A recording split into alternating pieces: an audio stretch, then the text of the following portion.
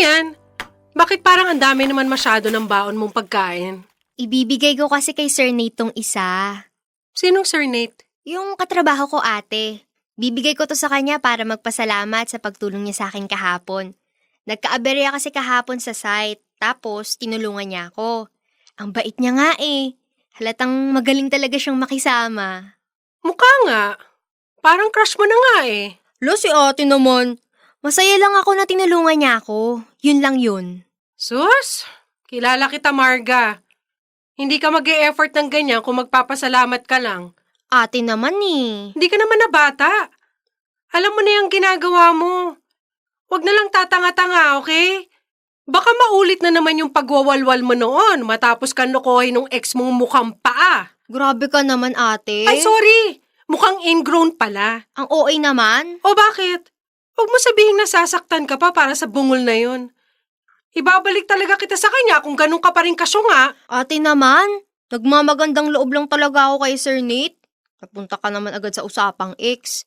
Kumalma ka muna, okay? Paano ko kakalma? May history ka na nga ng kabobohan sa pag-ibig.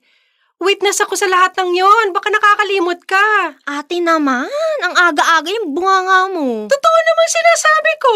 Sorry na ate, aga mo naman kasi ako i-judge. Nakikipagkaibigan pa nga lang ako eh. Alam ko. Pero ingatan mo naman yung sarili mo. Huwag kang basta-basta nagpapadala sa pinapakitang kabutihan sa'yo ng iba. Baka naman pinakitaan ka lang ng basic human decency, mahal mo na agad. Ay, umay na ako sa mga ganyang tao. Huwag ka nang gumaya, pwede? Ay, palong-palo ang hugot ni ate ah. May mga nagkagusto na ba sa'yo dahil sa basic human decency na pinapakita mo, Wala. O wala naman pala eh. So, dapat, di mo yun inaalala sa akin. Kaya ko naman kontrolin tong emosyon ko. Sana nga kaya mo. Sa pagkakakilala ko sa'yo, napakarupok mo, Marga.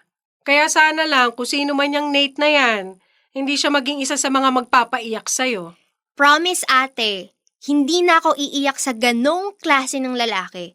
At kung may papapasukin man ulit ako sa buhay ko, sisiguraduhin ko nang hindi ako masasaktan gaya ng dati. Gawin mo, hindi yung puro salita ka lang. Basta ibibigay ko lang to kay Nate bilang pasasalamat.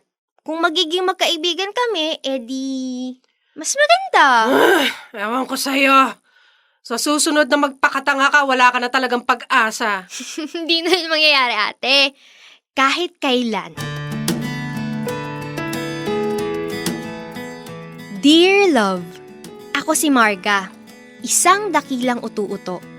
Aminado naman ako sa part na yun kasi madali talaga akong ma-fall sa mga lalaki. Maging sweet lang at mabait sa akin ng konti, hulog na ako.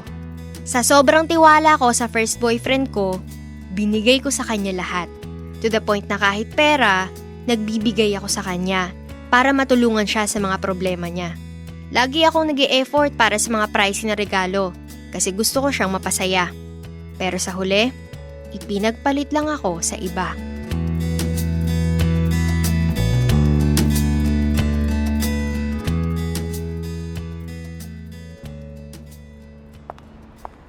Sir Nate, pauwi ka na ba?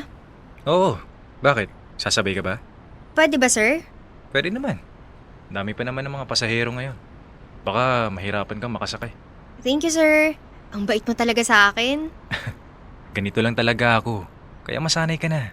Swerte ng girlfriend mo sa'yo, sir. Ilang taon na pala kayo? 6 years. Wow, grabe ang tagal na nga. Ang bait niyo siguro. Magkasundo kayo, no? Kaya umabot kayo ng 6 years. Hindi rin. Wala namang perfect na relationship. May pag-aawayin pa rin talaga o hindi pagkakasunduan minsan. Ikaw ba? Wala ka pa rin bang boyfriend? Wala pa rin eh. Pero dati meron naman.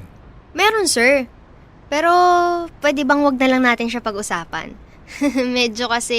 medyo hindi kasi maganda yung kinahinatnan. No worries, gets ko naman. O ano, sakay ka na? Saan ako uupo? Kung saan ka komportable. Wala namang kaso sa akin kahit gawin mo akong driver. Kung gusto mo sa likod, sige lang. Okay lang ba sa harap, sir? Oo naman. Wala namang ibang uupo ron. Thank you, sir. Nagmamadali ka ba umuwi? Hindi naman, sir. Mamaya na tayo umalis. Bakit? Gusto ko lang muna huminga sandali bago umuwi. Kaya pala hindi ka umaalis ka agad kahit nandito ka na sa parking area.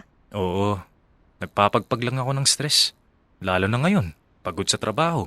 Tapos di pa kami okay ng girlfriend ko. Nag-away kayo, sir? Huwag mo na nga akong tawaging, sir. Nate na lang. Tayong dalawa lang naman nandito. Tsaka ka na magpaka-professional pag nasa trabaho tayo. Okay, kung yan gusto mo. Gusto mo ba i-share yung problema mo? Di ko na lang ikukwento lahat pero matagal ko na kasing gustong pakasalan ng girlfriend ko. Kaso tuwing tinatanong ko siya tungkol doon, parang hindi pa rin siya handa. 6 years na kami. Gusto ko na mag-settle doon, pero wala eh. Parang ayaw pa niya. Baka hindi pa talaga siya ready magpakasal. Sa tagal na namin, hindi pa rin siya ready. 30 na ako. Oh. Gusto ko na makabuo ng sarili kong pamilya. Nasaan ba yung girlfriend mo? Nasa New Zealand. Pero uuwi na siya this year. Ilang buwan na lang hihintayin ko. Yun naman pala eh. Konting tiis na lang. Ewan ko. Pero hindi na ako na-exit sa pag-uwi niya. Sa tingin ko kasi, mauuwi lang ulit kami sa away. Pero mahal mo pa rin siya, di ba? Oo naman. Kalokohan naman kung sasabihin kong hindi na. Hindi naman basta nawawala yun. Bakit ikaw? Mabilis ba mawala yung pagmamahal mo sa isang tao? Hindi. Yun naman pala eh. Ganon din ako. Kaya hindi ko itinatanggi na mahal ko pa rin ang girlfriend ko. Kahit na ilang beses na ako nakatanggap ng rejection mula sa kanya, wala pa rin magbabago. Doon nagsimula ang pagiging close namin ni Nate. Madalas na kaming magkausap, sabay umuwi, at minsan nagkakayayaan pang kumain sa labas o uminom ng kaming dalawa lang. Sa akin siya madalas naglalabas ng sama ng loob niya pag may misunderstanding sila ng girlfriend niya. Ginagawa ko lahat para mapagaan loob ni Nate. Minsan, pinupuntahan ko pa siya sa bahay niya para dalan ng pagkain at i-comfort. Sa point na yon, wala na akong ibang gustong gawin kundi ang mapasaya siya. Wala na akong pakialam noon kahit wala na kaming boundaries. Basta ang alam ko, kailangan ako ni Nate.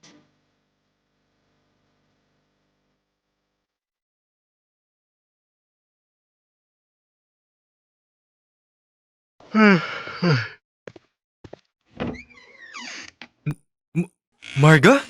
Anong ginagawa mo dyan sa kusina? Katatapos ko lang magluto ng breakfast. Gutom ka na ba? Upo ka na. Wait. Dito ka natulog? Oo, binantayan kita kagabi kasi lasing na lasing ka na nung pinuntahan kita sa bar. 'Di ba tinawagan mo ako para iuwi ka? Pagdating natin dito, halos gumapang ka na sa sahig kaya paano kita iiwan? Nakailang suka ka pa nga eh. Kaya ba iba na yung suot kong damit? Hindi mo ba naaalala yung nangyari kagabi? Naaalala ko naman. Hinatid mo lang ako tapos akala ko uuwi ka na. Wait! Kagabi! Oo, may ginawa ka sa akin kagabi. Pero hayaan mo na yun. Di naman yung big deal sa akin. Sure ka? May nangyari ba sa atin? Oo. Naku, sorry. Hindi ko na nakontrol yung sarili ko kagabi sa sobrang kalasingan. Wala yun, hayaan mo na. Okay lang naman. Hindi ka ba magagalit na parang nag-take advantage ako sa'yo? Hindi. As long as hindi mo naman pinagsisisihan yung ginawa mo. Wow! Kinabahan ako dun ha. Akala ko talaga magagalit ka ng malala sa akin. Hindi ako magagalit sa'yo. Okay lang talaga. Tsaka pareho naman natin ginusto yun. So, wala tayong problema. Hindi ko kailangan mag-sorry sa nangyari. Hindi nga, ano ka ba? Okay lang talaga. Pero alam mo naman na may girlfriend ako, di ba? Oo. Inaalala mo ba na baka mag-demand ako ng atensyon mula sa'yo? Huwag kang mag-alala. Walang ganun. Nire-respeto ko yung relasyon nyo ng girlfriend mo. Hindi kita agawin sa kanya. Pwede naman nating kalimutan na lang yung nangyari sa atin. Ganun lang kadali sa'yo? Ayoko lang na ginagawa pang komplikado yung mga bagay-bagay. Tsaka malinaw naman sa akin na magkaibigan lang tayo. Sorry ah. Para kasing ang abusado ng dating ko. Sa'yo na nga ako madalas mag-rant tapos ganito pa. Hindi naman ako nagrereklamo. Ginusto ko rin naman to. Gusto kong maging mabuting kaibigan sa'yo. At kung hanggang dito lang ako, tanggap ko naman yun. Hindi ko goal na maging third party sa inyo ng girlfriend mo. Napakabait mo, alam mo ba yun? Kung gugustuhin mo lang talaga na magka-boyfriend ka, hindi naman imposible.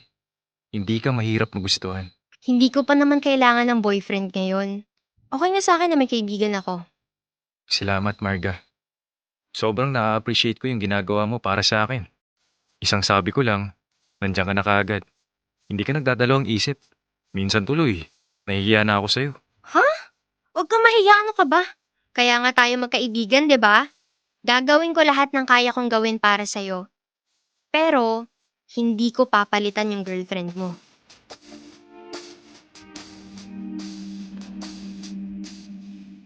Sa sobrang kagustuhan ko na maging okay kami ni Nate, at palagi pa rin kaming magkasama, pumayag ako na may mangyari pa ulit sa aming dalawa. Hanggang sa nasundan pa ng nasundan. At hindi ko na namamalayan na lumalaki na pala yung nagagawa naming kasalanan.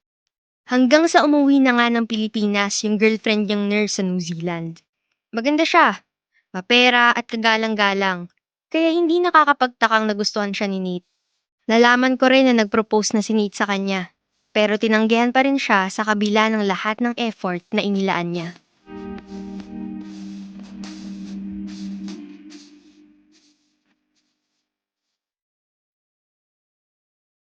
Ano?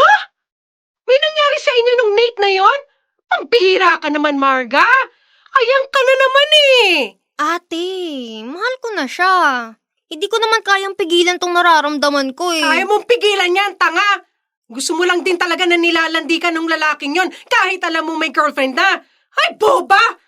Ano ba klaseng utak meron ka? Pinagsabihan na kita pero hindi ka pa rin nakinig. Sorry, ate. Sorry ka ng sorry pero hindi ka pa rin naman nagtitino. Sa tingin mo ba para sa akin yung mga sinasabi ko sa'yo? Mas mahalaga sa akin yung kapakanan mo. Kasi alam ko masasaktan ka na naman ng sobra pag hindi ka pinili ng lalaking kinababaliwan mo, Marga. Ano pa bang kailangan mo para matauhan ka? Umuwi na pala ng Pilipinas yung babae tapos nagsasama na sila? Bakit di sinisiksik mo pa yung sarili mo kay Nate? Kailangan niya ako, ate. Kaibigan niya naman ako eh. May kaibigan pa... Hindi ginagawa na magkaibigan lang yung nangyayari sa inyo, okay? Isiksik mo yan dyan sa kukote mo! Sabi niya kasi nalilito na siya ngayon. Dati sigurado siyang yung girlfriend niya yung mahal niya. Pero ngayon, hindi niya na ako kayang mawala sa buhay niya. Ibig sabihin, nagiging importante na rin ako para sa kanya, ate. Ang tanga mo! Sobrang tanga mo! Hindi ka niya mahal. At mas lalong hindi siya nalilito. Alam mo kung ano yung totoo? Gusto niya ng security, image, at 6-year investment sa babaeng yon. Pero gusto niya rin yung excitement at emotional escape na nakukuha niya mula sa'yo. Kung talagang mahalaga ka sa kanya, makikipag-break muna siya sa girlfriend niya bago kanya i-pursue. Pero hindi eh! Nag-propose na nga sa girlfriend, di ba? Ano pang hindi mo nagigit sa ginawa niya? Kinailangan na daw kasi niyang gawin yun dahil nga ang tagal na nila. Ay, naku, Marga! Mag-isip-isip ka nga! Wala namang nanutok ng baril sa kanya para mag-propose dun sa babae. Ginawa niya yung kasi yun ang gusto niyang makasama habang buhay, hindi ikaw! Gusto niya lang yung convenience na naibibigay mo sa kanya, yun lang yun! Nagsorry naman siya sa akin, ate. Humingi siya ng tawad kasi tinuloy pa rin niya yung proposal. Paulit-ulit nga siya nagsorry sa akin kaya alam kong nahihirapan din talaga siya. Nagsorry siya, hindi para sa'yo. Ginawa niya yun para gumaan ang loob niya dahil alam niyang nasasaktan ka rin niya. Kaya please lang, gumising ka na sa katangahang yan. Huwag ka nang umasa sa ganung klaseng lalaki. Dear Love, nakinig ako kay ate. Lumipat ako ng trabaho para lumayo na kay Nate. Di ko na rin sinagot mga tawag at messages niya. Hanggang sablin ako na siya. Unti-unti ko rin siyang kinalimutan. Naging aral sa akin yung 2 beses na nagpakatanga ako sa lalaki. Hihintayin ko na lang yung nakalaan talaga para sa akin. At never ko nang isisiksik ang sarili ko sa isang lalaki para lang magkaroon ako ng halaga. Pagkatapos ng 2nd heartbreak ko, na-realize ko na hindi naman nakakahiya magmahal ng totoo. Pero hindi rin tama na ubusin mo ang sarili mo para sa taong hindi naman kayang suklian ang pagmamahal na deserve mo.